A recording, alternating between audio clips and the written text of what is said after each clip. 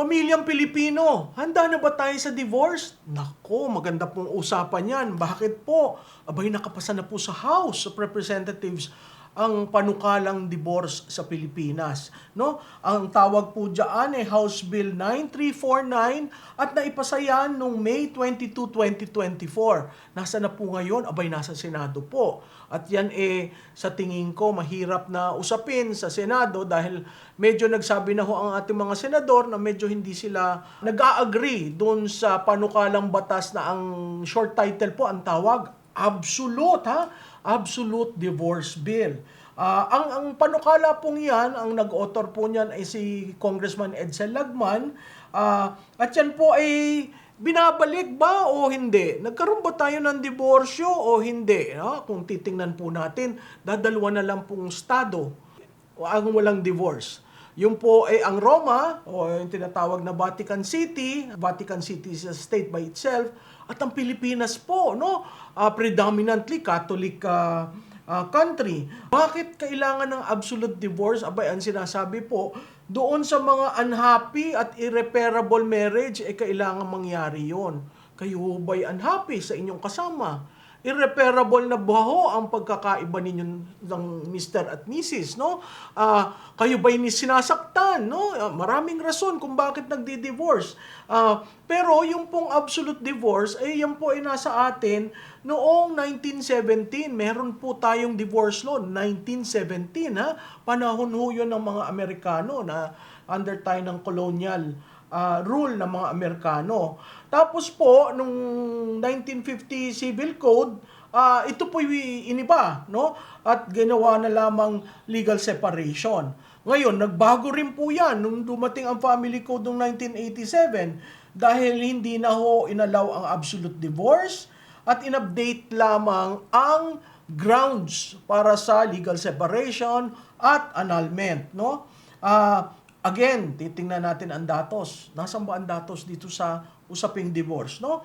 Ang sinasabi po ng datos ng 2022 National Demographic and Health Survey or NDHS, 17.5% of women age 15 to 49 ang naka-experience na po ng physical, sexual, or emotional violence sa kanilang mga partner o asawa. Doon po sa 17.5 na naka-experience niyan, lumalabas po ang emotional violence, experiencing abuse, ang prevalent at 15.2. Yung physical violence, pumapangalawa po, 6.4, at ang sexual violence ay 2.3. So lumalabas po, 2 out of 5 or 41% ng babae naka-experience ng physical or sexual violence, no? Medyo mataas-taas po itong numerong ito. Doon sa 41%, abay 34% lang ho ang humingi ng tulong. 25% ang nagkwento sa iba, no? Pero hindi humingi ng tulong.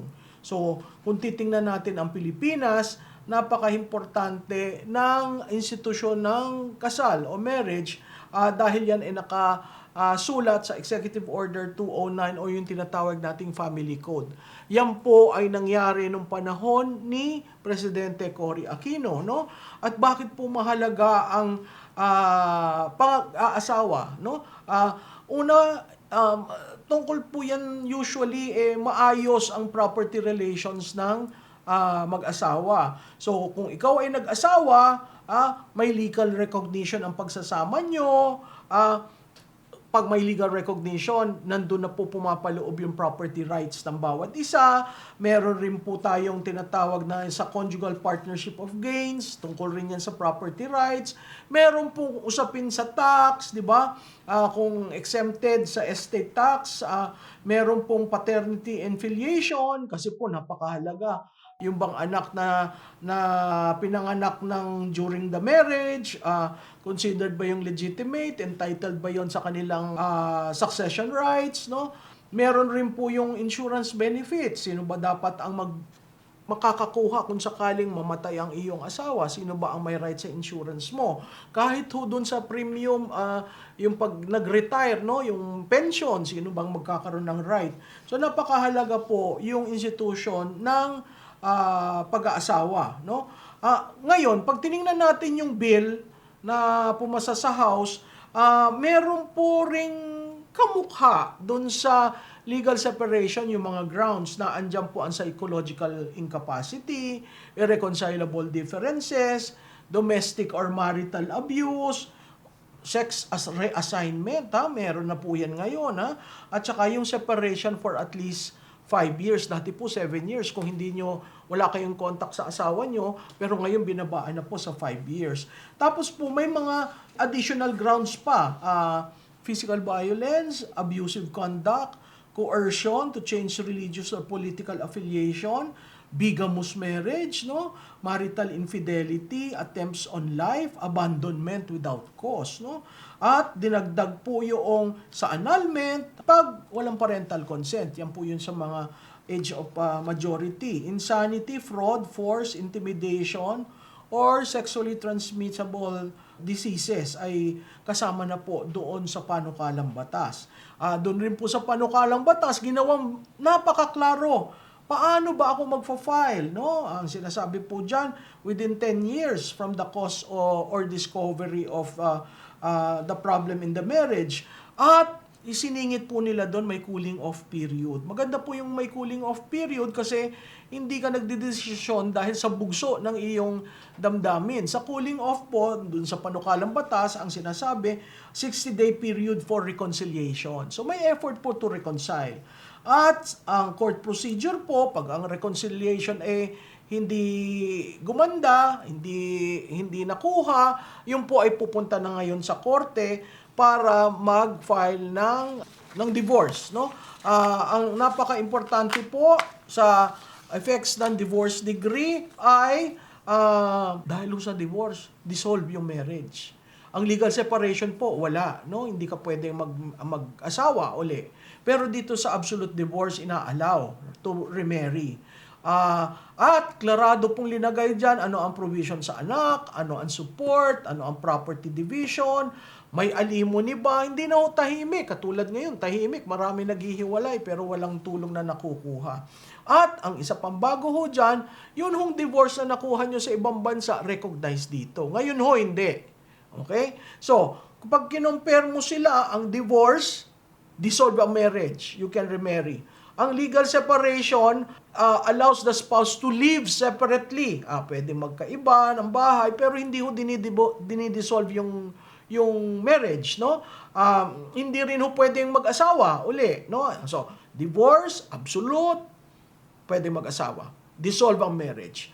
Legal separation, hindi po, magkahiwalay sila, pero ang ibig pong sabihin niyan, hindi kayo pwede mag-asawa. Ano po yung annulment naman, no? Ang dami nagkakuan. Ano po yung annulment? Yung annulment po declares the marriage from the very beginning as null and void, as if it never existed. Meron po yung mga grounds for that at may mga complication na kailangang gawin pero very expensive po ang annulment. At ang declaration of nullity of marriage, yun naman po ay ginagamit kung invalid from the very beginning, i.e. minor de edad, pinake yung birth certificate, yung mga ganyan, under duress. So yun yung declaration of nullity, no? Ano po ang significance nitong divorce? It empowers and protects the women in a relationship at nai-improve po yung family dynamics.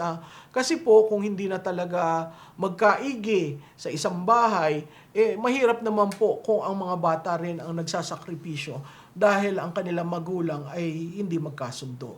So ito po yung absolute divorce. Sundan nyo sa Senado kasi exciting po ang deliberation dyan. Magkakaroon kaya tayo ng absolute divorce. Ilan na lang po ang session days nitong 19 Congress. Sa tingin ko hindi ho yan papasa ngayong 19 Congress. Pero patapos ng eleksyon, tingnan ho natin kung mai-file uli at mapapabilis ang discussion. Ito po si Maluti Kian ng Maltik. Like, follow, and share. Marami pong salamat.